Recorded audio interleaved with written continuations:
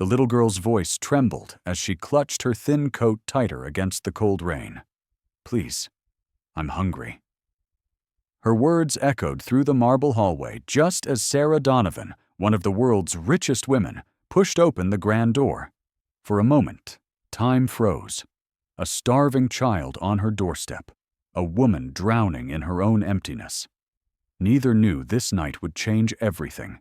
Rain lashed against the iron gates of the Donovan estate, its rhythmic pounding swallowed by the howl of the wind.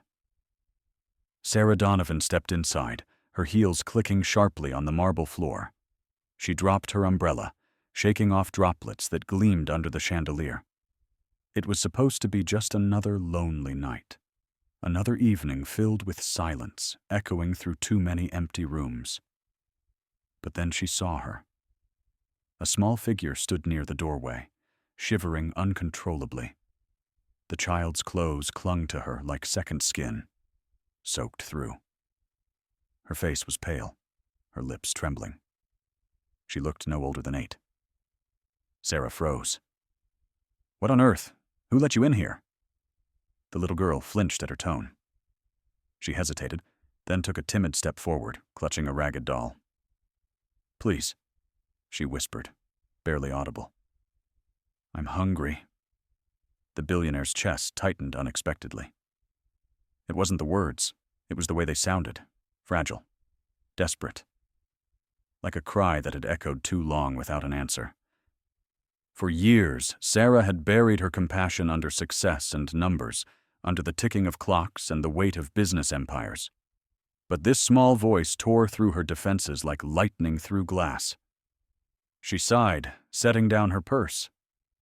"Where are your parents, sweetheart?" The girl shook her head, tears mixing with raindrops. "They're gone. I don't know where to go." Sarah glanced toward the security camera blinking red above the door. How had her guards missed this? She made a mental note to scold them later.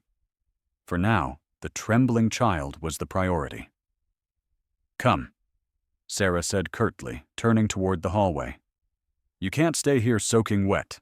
Let's get you something warm."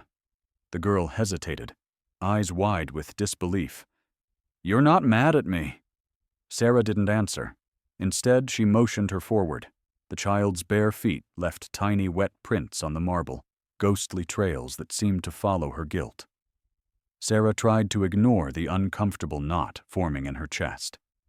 Inside the kitchen, the warmth of the fire softened the chill. The cook had already gone home, so Sarah rummaged awkwardly through the refrigerator. She hadn't cooked in years. Everything was always done for her. But tonight, she wanted to do it herself. She found leftover soup, poured it into a pot, and lit the stove. As the flame flickered to life, the girl's eyes widened with a strange mix of fear and wonder, like she hadn't seen a real home fire in a long time. "What's your name?" Sarah asked, stirring gently. "Lily," the girl replied softly. Her voice cracked as if saying her own name hurt. Sarah nodded. "Pretty name." "I'm Sarah." Lily looked down at her doll, its arm half torn. "My mom used to call me Lily B," she said, almost to herself. She said I was her little miracle. Sarah paused mid-stir. Was. The word echoed like a wound reopened. "Where is your mother now?" she asked carefully. Lily didn't answer. Her eyes drifted towards the window, where lightning split the sky. "She said she'd come back," she murmured. "But she never did." The billionaire swallowed hard. For a moment, her own reflection in the window blurred into something else, a memory she had long tried to erase. A little boy's laugh, a hospital bed, the sound of beeping machines fading into silence. Her hand trembled slightly as she handed the steaming bowl to Lily. "Eat," she said gently. "You're safe here." The girl hesitated, then took a cautious sip. The warmth spread through her body, and her eyes fluttered closed in relief.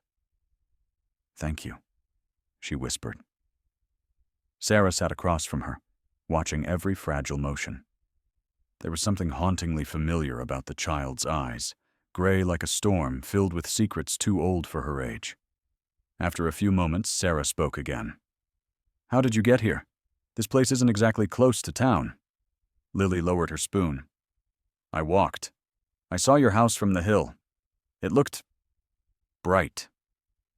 A strange feeling swept over Sarah. The mansion had always felt cold and hollow to her, yet to this little girl, it was a beacon. "You walked in the storm?" Sarah murmured. Lily nodded. "I thought maybe someone here would hear me." Sarah's throat tightened. She wanted to say something, anything, but the words stuck. She rose, pacing slowly to the window. The storm outside was relentless, shadows moving with the wind. Something about it felt wrong, as if the world itself was holding its breath. A faint clink broke the silence. Sarah turned. Lily had dropped her spoon, her small fingers frozen midair. Her gaze was fixed toward the dark hallway behind Sarah. "What is it?" Sarah asked quietly. The child's lips trembled. "Someone's there," she whispered. Sarah frowned and turned her head. The hallway stretched empty under the flickering light. She took a cautious step forward. "There's no one." Thud. A soft but distinct noise echoed from upstairs. A slow, deliberate sound, like footsteps. Sarah's heart skipped. No one else should be in the mansion. The staff had gone home hours ago. Lily clutched her doll tighter. "He followed me," she murmured, her voice trembling. Sarah froze. "Who?" The girl's eyes glistened, her whisper barely audible above the thunder. "The man from the alley. He said he'd find me again." Outside, the lightning flashed, illuminating the massive staircase for just a second. And in that brief light, Sarah thought she saw a shadow move. Then, darkness. The child's lips trembled. "Someone's there," she whispered. Sarah's pulse quickened. She turned toward the hallway again, eyes narrowing. The shadows seemed to move with the flicker of the storm outside, yet the air remained still, heavy. She stepped closer, her heels echoing faintly against the marble. "Stay here," she said firmly. But when she glanced back, Lily was already clutching the edge of the chair, her knuckles white. "Don't leave me alone," she pleaded. Sarah hesitated. Something in that voice, raw fear, unguarded, pulled at her. She wasn't used to being needed. Not since... No. She wouldn't think of that now. She reached for the fireplace poker, gripping it tightly as she moved toward the staircase. The storm outside roared louder, wind rattling the windows like restless hands. "Hello?" Sarah called out, her voice low but steady. "Who's there?" No answer. Only the faint creak of wood above. The mansion, built decades ago by her father, had always had its share of odd sounds. Expansion, settling, draft slipping through old vents, but tonight, every noise felt intentional. Halfway up the stairs, another sound. Slow, deliberate. Step. Pause. Step. Sarah froze, every nerve in her body tightening. She glanced down. Lily was still by the fire, her wide eyes following Sarah's every move. The child mouthed something. "Don't go." Sarah swallowed hard and forced herself to keep climbing. At the top landing, the lights flickered.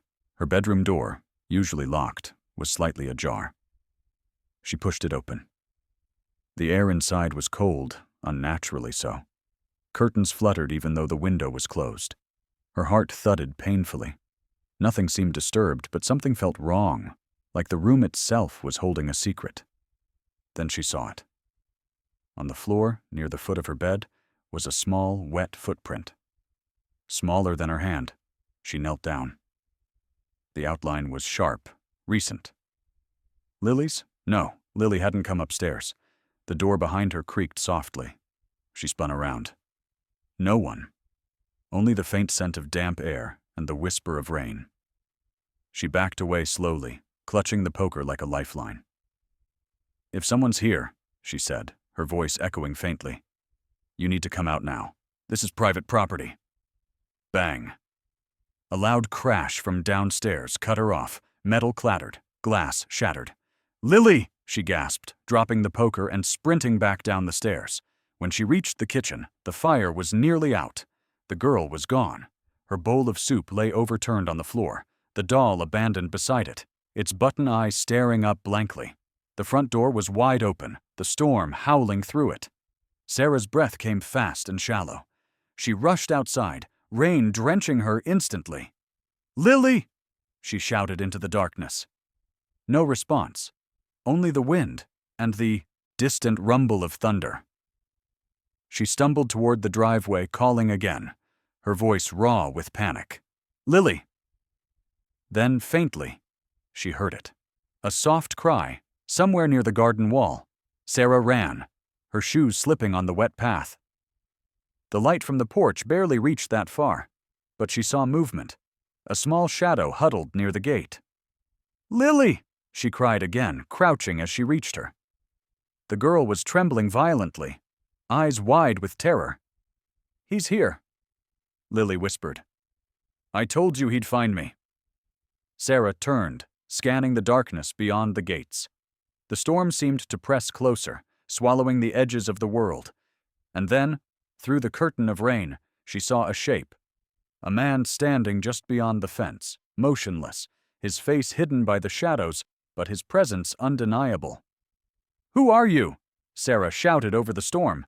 The man didn't move, didn't answer. Lightning flashed, and for a fraction of a second, his eyes gleamed. Cold.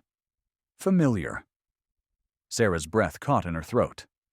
Something deep inside her stirred, a recognition she couldn't explain. The thunder boomed, and when she looked again, the man was gone. Lily clung to her arm, sobbing. "He always disappears when the light comes. But he'll come back. He always does."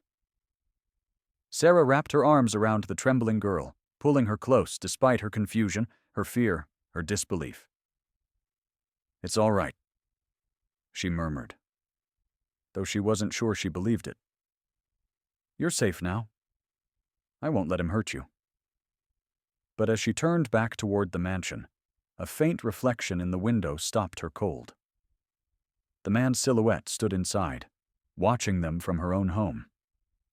Sarah's pulse thundered in her ears. The reflection in the window, the man's silhouette, vanished as quickly as it had appeared. She turned sharply, shielding Lily behind her. For the first time in years, fear crept under her skin, raw and immediate. "Stay close to me," she whispered, gripping Lily's hand. They stepped back inside. The fire had burned down to dim embers, casting weak orange light across the floor. Rainwater pooled near the door, and a cold draft swept through the room as though the house itself were breathing. Sarah reached for her phone, but there was no signal. The storm had cut the lines. She cursed under her breath and turned toward Lily. "We're locking the doors. Every one of them." Lily nodded, clutching her doll tighter. "He doesn't use doors," she murmured. "He finds cracks." Sarah froze mid-step. "What do you mean?" The girl didn't look up. "He comes when I'm scared. When I cry too loud. That's how he finds me." Sarah's rational mind screamed for logic. An intruder, a stalker, something explainable. But there was something in Lily's tone, a quiet certainty, that unsettled her. The girl wasn't guessing. She was remembering. "Listen," Sarah said, crouching to meet her eyes. "No one's going to hurt you. You're safe with me. Do you understand?" Lily's gray eyes flickered toward the dark hallway again. "You don't believe me," she said softly. "I believe you're frightened," Sarah replied. "And I believe you've been through something no child should face. That's enough for now." She led Lily upstairs, checking each room along the way. Guest bedrooms, offices, storage rooms lined with expensive emptiness. Everything was silent, yet the tension was unbearable. At the top of the stairs, Lily stopped abruptly. "There," she whispered, pointing toward the end of the hall. Sarah followed her gaze. The door to the east wing, the part of the mansion she hadn't entered in years, was slightly open. Dust drifted from the gap, and an odd smell seeped through, faintly metallic, faintly sweet. "That wing's been closed since—" Sarah trailed off. She didn't finish the sentence. Lily tugged at her sleeve. "He's waiting." Sarah steeled herself and pushed the door open. The room beyond was almost untouched, frozen in time. Curtains hung half-torn, furniture draped with white sheets. A child's toy truck rested on the floor, its paint chipped. The air felt heavy. Not stale, but weighted with something unseen. And then she remembered. This was her son's room. She hadn't set foot here since the day she lost him, a decade ago, when illness had taken the only thing she ever loved more than her work. Every inch of the space clawed at her heart. The tiny bed, the faded drawings on the wall, the smell of dust mixed with faint traces of lavender soap. Lily stepped forward, her small fingers brushing the edge of the bed. "He was lonely," she said softly. "He wanted you to come back." Sarah's breath hitched. "What did you say?" Lily turned, eyes glowing faintly in the dim light. "He told me to find you. He said you'd understand." For a moment, the storm outside seemed to fade. The air stilled. Sarah sank to her knees, confusion and disbelief warring inside her. "Lily, how could you know about my son?" The girl tilted her head. "He helps me sometimes. When the bad man follows me, he shows me where to hide." Sarah's vision blurred.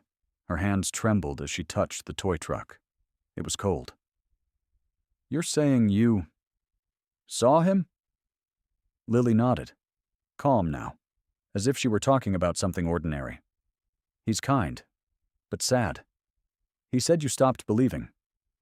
Sarah's throat closed. Tears burned her eyes before she could stop them. The memory of her son, his laughter, his soft curls, his final breath, surged back like a wave crashing through her carefully built walls. And then, from the corner of the room, came a sound. Faint, melodic. A music box. Sarah turned slowly. On the old dresser, the tiny box had begun to play by itself, its silver ballerina spinning weakly in the dust. The same tune she used to play for her boy when he was sick. Lily's voice broke the silence. "He says he's sorry." Sarah's heart stopped. "For what?" "For leaving you alone." The music slowed, its notes bending, fading, until only the wind remained. Sarah gathered Lily in her arms, trembling.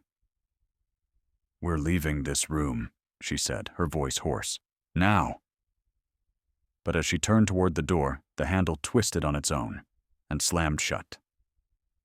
The lights went out, and from the darkness, a low whisper crawled through the air. "She's mine now." The words scraped through the dark like nails against stone. "She's mine now." Sarah froze, her breath catching in her throat. The room was suffocatingly black. Even the storm's lightning seemed swallowed by something heavier than air. Lily whimpered, clutching Sarah's arm.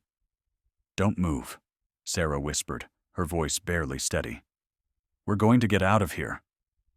The door handle rattled again, violently this time, like something, or someone, was trying to get in. Then, just as suddenly, it stopped. Silence.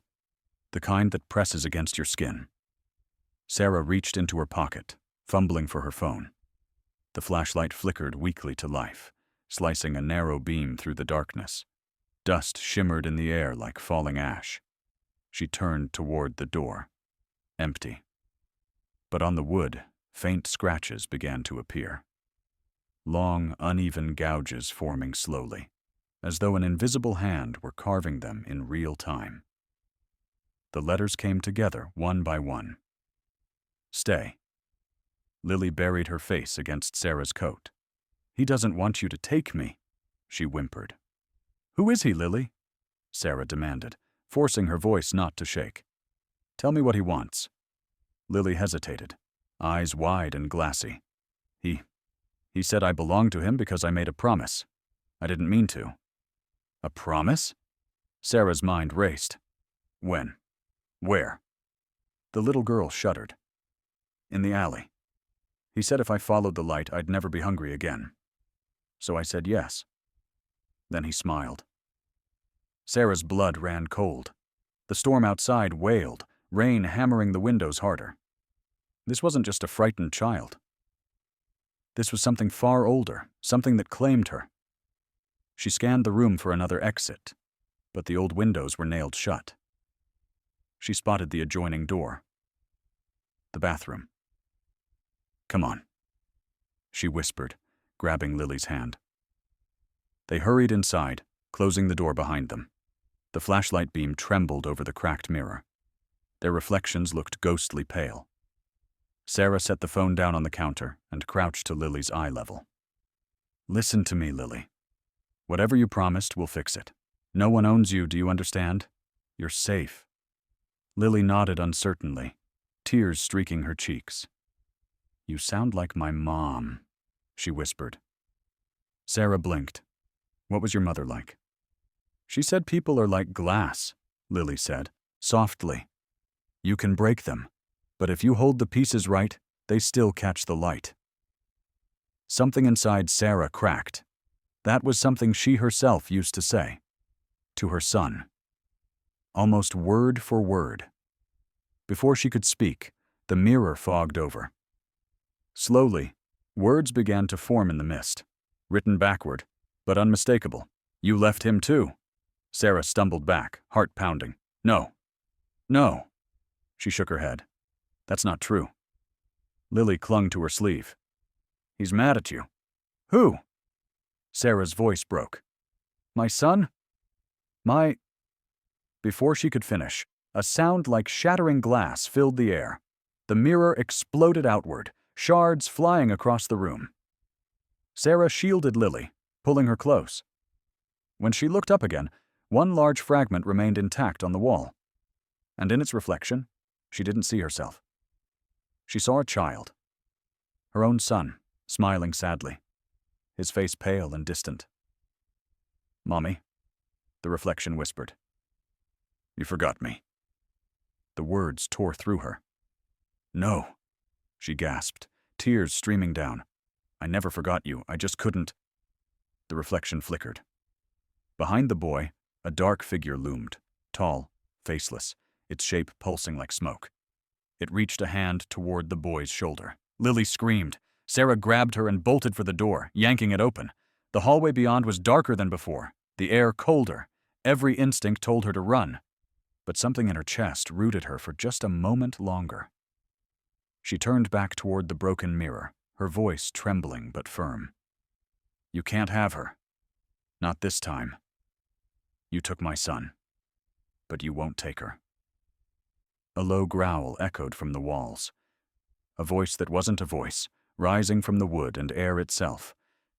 "She was given," it hissed, "and you have no power here." "Then I'll make my own," Sarah said through clenched teeth. She pulled Lily close and ran. Down the hall, past the remnants of memory and dust, toward the main stairs.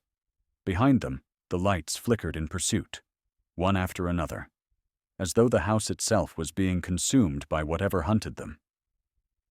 When they reached the foyer, the front door slammed shut on its own. Sarah twisted the locks, but they wouldn't budge.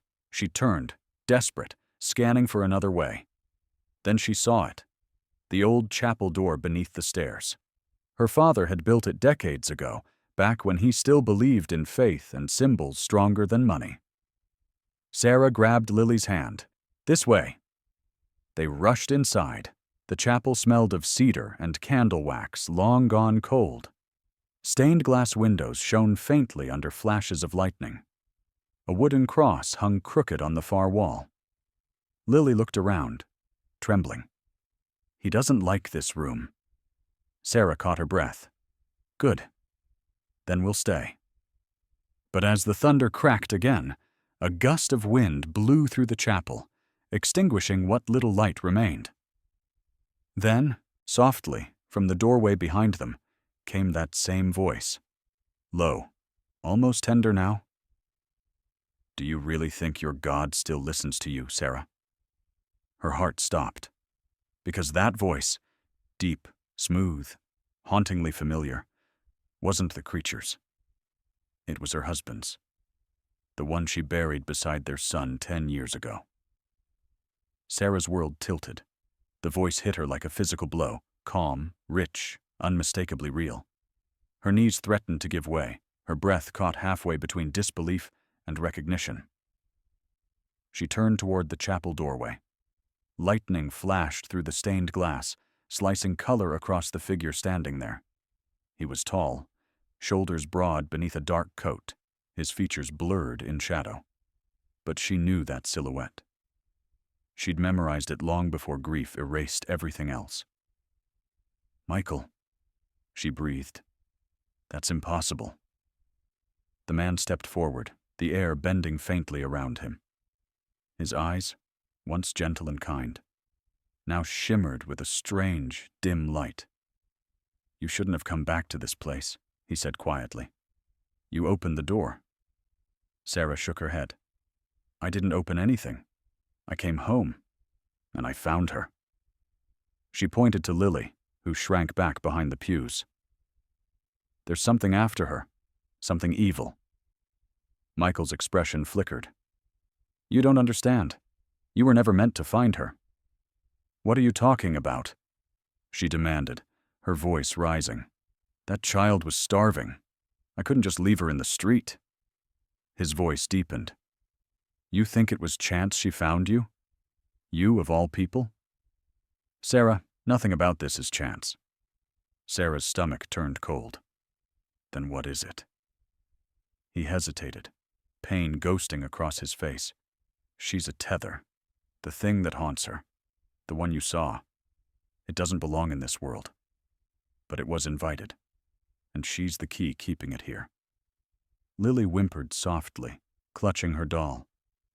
He said he'd take my hunger away. I didn't know what he meant. Sarah dropped to her knees beside her, putting a hand on the girl's shoulder. You're not to blame. You were desperate. Michael's gaze softened, but there was sorrow behind it. Sarah, when our son died, you broke something inside you.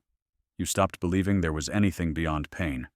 You closed every door, to faith, to love, to me. Her chest tightened. Don't you dare talk to me about belief. You left me to bury our child alone. I didn't leave, he said. I died trying to save him. The air went still.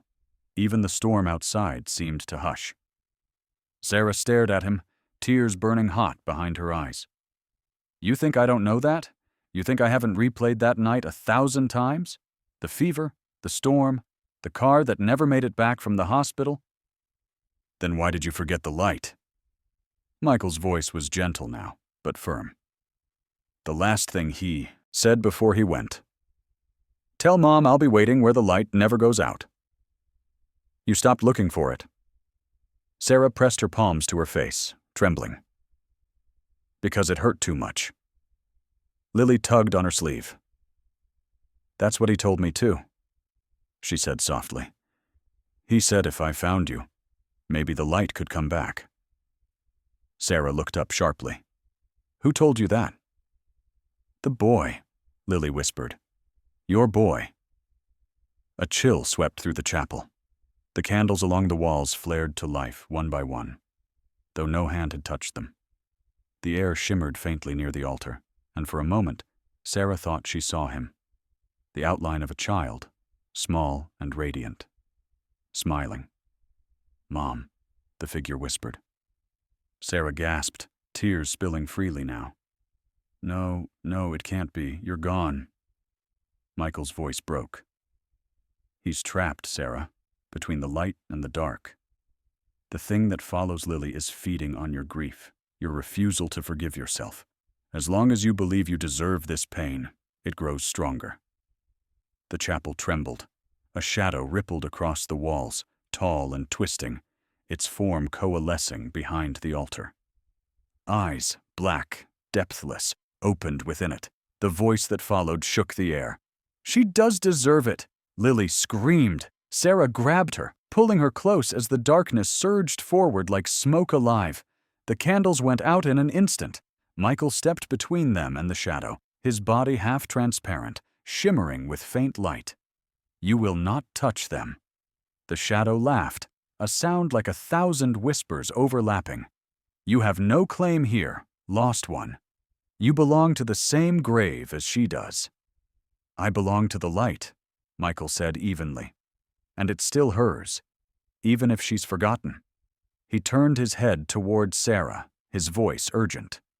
"You have to say it, Sarah. Say you forgive yourself. Say you want to live again." She shook her head, crying. "I can't, there's too much." "Say it!" he shouted. And for a moment she saw the man she'd loved. Strong, certain, full of fire. The shadow lunged. Sarah held Lily tightly, heart pounding as darkness clawed at the edges of her vision. She thought she heard her son's voice again, small but clear. "Please, Mom, don't let him win." Something inside her cracked wide open. Sarah lifted her head, tears falling freely. "I forgive myself," she whispered. "For the accident, for the anger, for not believing there was still light." The moment she spoke, the chapel erupted in white fire. The stained glass blazed with color, every beam of light piercing the darkness like swords. The shadow shrieked, its form disintegrating, folding in on itself until it was gone. When the light faded, the room was still. The candles burned calmly. Rain whispered outside. Michael stood at the center of the aisle, glowing faintly. His expression was peaceful. "You did it," he said, softly. Sarah stood slowly, holding Lily close. "Is it over?" "For now," he said. "She's free, but remember, light isn't found. It's chosen." He reached out, his hand hovering just inches from hers. She could feel warmth radiating from him. "I love you," she whispered. "I know," he said, smiling faintly. "And now you can love again." The light surrounding him grew brighter, until she could barely see his face. "Tell our son," she began, but her voice broke. "He knows," Michael said, and then he was gone. Only silence remained, and the sound of Lily's soft sobs against her chest. Sarah looked down at the child. "You're safe now," she murmured. "You hear me? You're safe." Lily nodded weakly. "Can we stay here tonight?" Sarah glanced at the flickering candles, the soft glow from the stained glass, the stillness that finally felt gentle. For the first time in years, the mansion didn't seem haunted. "Yes," she said quietly. "We can stay." Outside, the storm broke. The first stars began to pierce through the clouds. And somewhere, faintly, Sarah thought she heard a boy's laughter carried on the wind. Warm, alive, and free. Morning came quietly, like the house itself was exhaling after holding its breath all night. The storm had passed, leaving the world washed clean. Pale sunlight filtered through the chapel's stained glass windows, painting soft colors over the wooden pews. Sarah stirred from the corner where she had fallen asleep, her coat draped over Lily like a blanket. The girl was still asleep, her tiny hand clutching Sarah's sleeve. For a moment, Sarah just watched her breathe. Slow, steady, alive.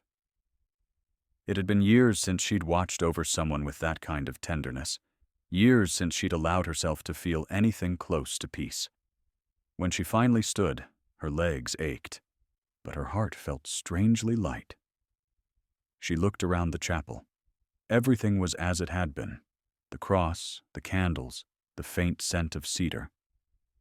Only the faint shimmer on the altar remained, like the last trace of a dream fading into dawn. "Thank you," she whispered, her voice breaking. She didn't know who she was thanking, Michael, her son, or the light itself. But for the first time, it didn't matter. Gratitude was enough. Lily stirred then, blinking sleepily. "Is he gone?" she asked. Sarah knelt beside her, brushing a strand of hair from her forehead. "Yes, sweetheart, he's gone." Lily frowned slightly. "I can still feel him. The bad one, I mean. Far away, but not gone." Sarah smiled softly. "Some things don't disappear right away. They fade. The more you believe in the good, the smaller the dark gets." Lily thought about that for a long moment, then nodded, accepting it as truth. They ate a quiet breakfast in the kitchen, a simple one: toast, fruit, warm milk. Sarah hadn't eaten like this in years, not without the distraction of meetings and screens and silence echoing around her. Now there was the soft clatter of dishes, the sound of a child humming to herself. It was ordinary, and it felt sacred. As they cleaned up, Lily suddenly asked, "Will you take me home?" Sarah froze. "Home?" "My real home," Lily said. "I think I remember where it was. There was a red mailbox and a big oak tree." Sarah hesitated. The idea of letting Lily go twisted something deep in her chest, but she forced herself to be practical. "We can try to find it," she said, "but we'll need help." She spent the rest of the morning making calls: police, shelters, local aid offices. Everyone wanted details, none of which she could give. No missing persons matching Lily's age, no reports of a lost child fitting her description. It was as though the girl had appeared from nowhere. By afternoon, Sarah sat in her office, staring at the phone in her hand. Outside the window, the world gleamed fresh and green. Lily was playing in the garden with the stray cat that had wandered onto the estate months ago. And then she noticed it. A photo frame on her desk she hadn't seen in years. The picture of her, Michael, and their son. She picked it up carefully, tracing her fingers over the glass. For the first time, she smiled. Not with sorrow, but with warmth. "We're okay now," she whispered. "I promise." Her reflection caught her eye then, and for a split second, just a heartbeat, she thought she saw Michael standing behind her, smiling. When she blinked, he was gone. But a faint whisper lingered in the air. "Keep the light." Later that evening, as the sun dipped low, Sarah and Lily walked through the garden. The grass sparkled with dew, and the air smelled of earth and rain. They reached the old oak near the fence, the one Lily had mentioned. "This looks like it," Lily said, frowning thoughtfully. "The tree, the hill, it feels right." Sarah glanced around. There was a small mailbox at the end of the dirt path, its red paint faded. Her heart beat faster. Could this be real? They approached slowly. The mailbox's nameplate was rusted, but the letters were still legible. "Donovan." Sarah froze. "That's my name," she whispered. Lily looked up at her. "It's where he told me to go," she said. "The boy." Sarah's breath caught. "My son?" Lily nodded. "He said you'd understand when we got here." They stood there for a long moment, the setting sun bathing everything in gold. Sarah knelt down, brushing her fingers across the mailbox. Beneath the rust, she found something else. Scratched into the metal, almost invisible. "Light finds those who open their doors." A tremor of emotion passed through her. She looked at Lily, this fragile, extraordinary child, and knew the truth deep in her bones. Lily wasn't just someone she'd saved. She was the reason Sarah had been saved too. "Do you want to stay here?" Sarah asked softly. Lily hesitated, then nodded. "If you want me to." Sarah smiled through tears she didn't try to hide. "Then you're home." They walked back toward the house hand in hand. As they reached the porch, Lily stopped suddenly and turned to look at the sky. "What is it?" Sarah asked. Lily pointed. "The stars are back." Sarah followed her gaze. The clouds had cleared completely, revealing a sky full of glittering light. And right above the roofline, one star shone brighter than the rest, steady, unwavering.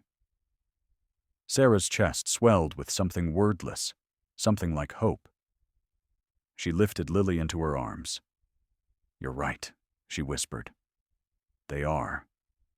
As they stepped inside, the wind stirred through the garden, carrying with it the faint sound of laughter. Young, joyful, echoing softly between the trees. Sarah paused at the doorway, listening. "Good night," she whispered. And somewhere in the distance, a boy's voice whispered back, just loud enough for her heart to hear. "Good night, Mom." A full year had passed since the storm that had changed everything.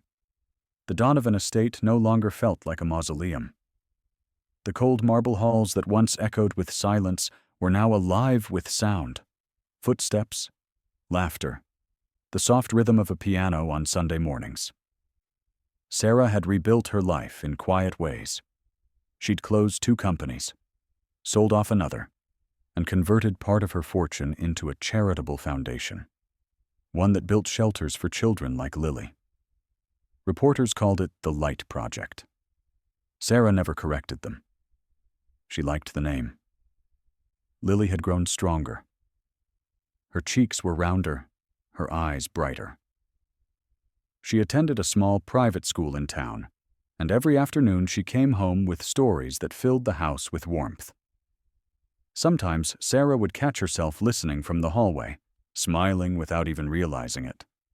But at night, when the world went still, something lingered. It wasn't fear? Not anymore. More like a memory that refused to fade completely.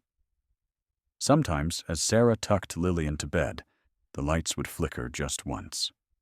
Or she'd hear soft footsteps in the hall after midnight, too light to belong to anyone living. She never felt threatened, just watched. Protected, maybe. But she couldn't shake the feeling that the story wasn't over. It was a winter evening when the first sign appeared. Sarah was in her study, reviewing the foundation's next project proposals. Outside, snow fell softly, blanketing the gardens. Lily was upstairs, humming as she drew pictures before bed. Everything was calm, almost too calm. Then came a faint knock. It wasn't at the front door. It came from inside the house, from the old east wing. Sarah froze, pen hovering above the page.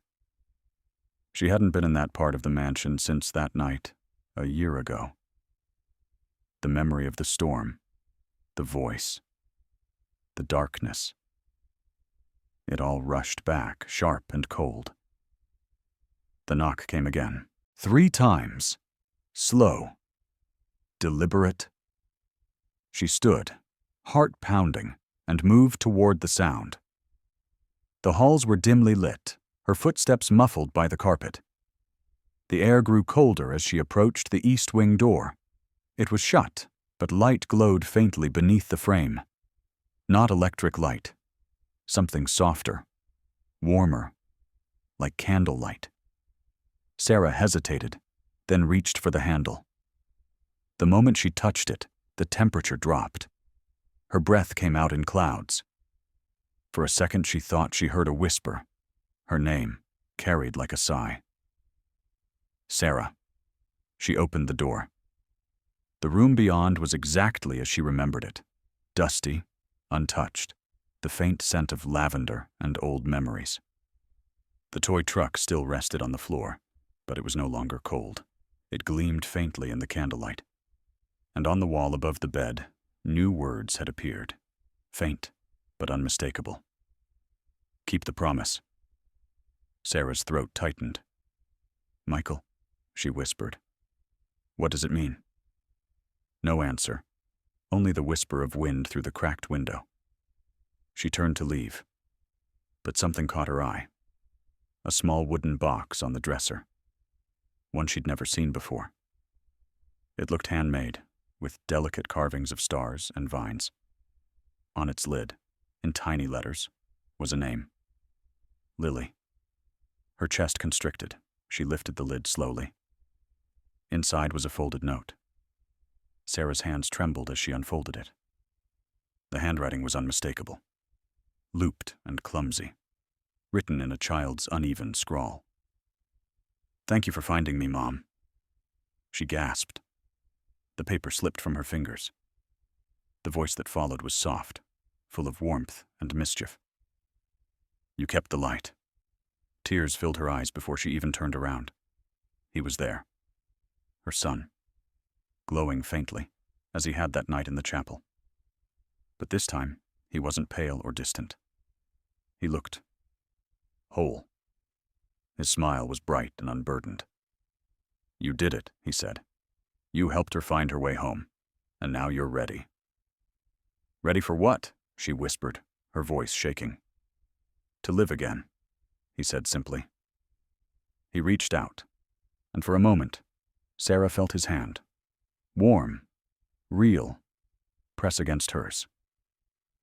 Then the light around him began to fade, breaking apart into thousands of tiny sparks that floated upward like fireflies. One of them drifted toward her, hovering near her heart, before sinking gently into her skin. When the glow disappeared completely, the room fell silent once more. But this time, Sarah didn't feel empty. She felt free. The next morning, Lily bounded into the kitchen, her hair messy, her cheeks pink with sleep. "You'll never believe what I dreamed," she exclaimed. Sarah smiled as she poured her hot chocolate. "Tell me." "I was flying," Lily said, "and a boy was with me. He said we don't need wings to fly, just light inside us." Sarah's hands trembled slightly as she set the mug down. "What else did he say?" Lily thought for a moment. "He said to tell you he's happy now, and that he loves you." Sarah's breath caught, but her smile stayed. "Then you tell him I love him too." They ate breakfast together, laughter spilling through the sunlit kitchen. Outside, the world was covered in white, bright and quiet. And for the first time in a decade, Sarah Donovan truly believed in miracles. Spring came early that year. The snow melted faster than anyone expected, leaving the fields outside the Donovan estate glowing with soft green. The air smelled of new beginnings, of earth and rain, and something that felt like forgiveness. Lily danced barefoot in the grass, her laughter floating through the open windows. Sarah stood on the porch, coffee in hand, watching her. The morning light touched everything gently. Her garden, her heart, her hope. It had been over a year since that final whisper in the East Wing, since her son's presence faded into light. But the memory didn't ache anymore. It pulsed quietly inside her, like a heartbeat she carried in her soul. She had learned that healing didn't erase the past. It wove it into something new. That afternoon, Sarah and Lily drove to the nearby town. The Light Project had just finished building its 10th children's shelter, and they were invited to the opening ceremony. The building stood on the edge of a hill, overlooking a small lake. It was bright, full of sunlight and painted stars. Lily's idea.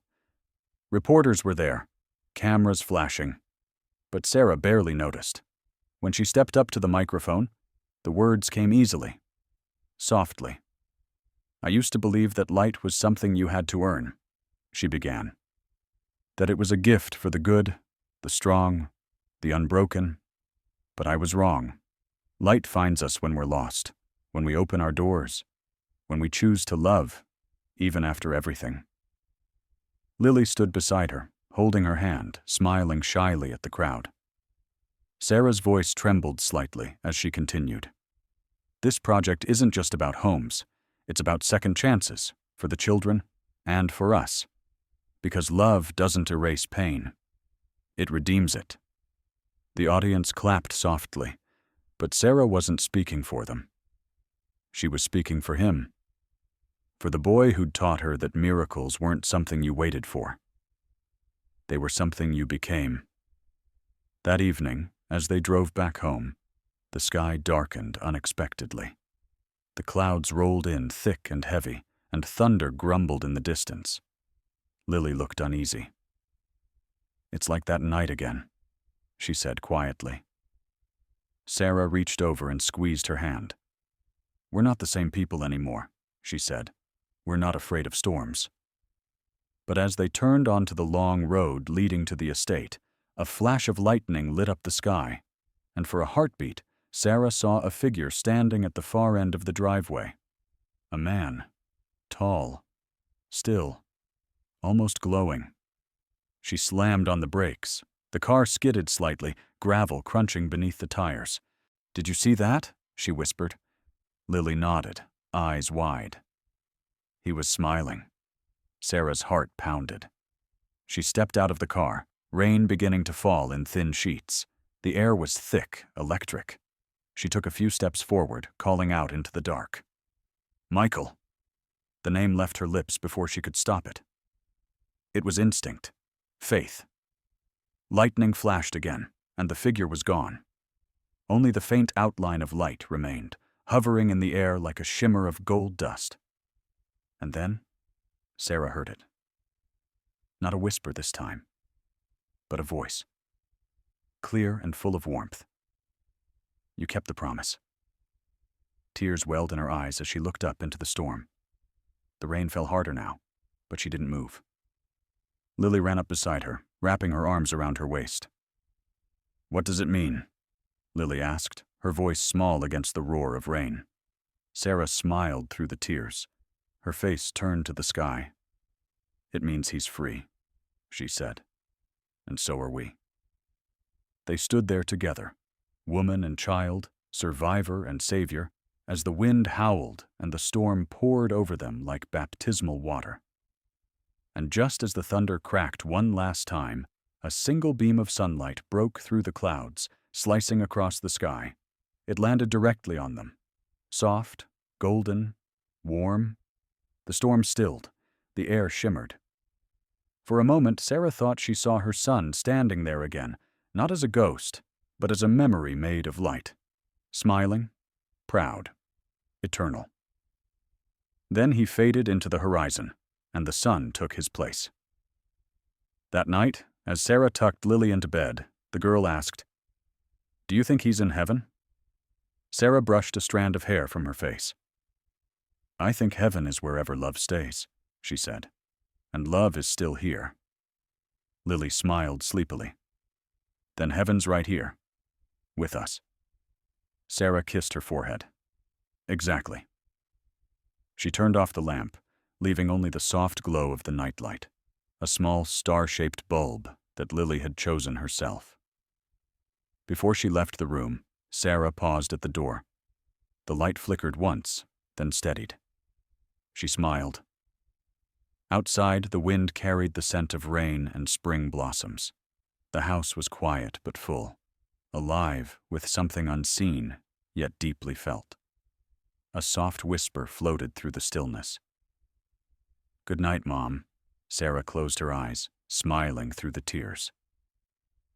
"Good night, my love." And with that, the light in the hallway dimmed to gold, steady, unwavering, guiding her home once more.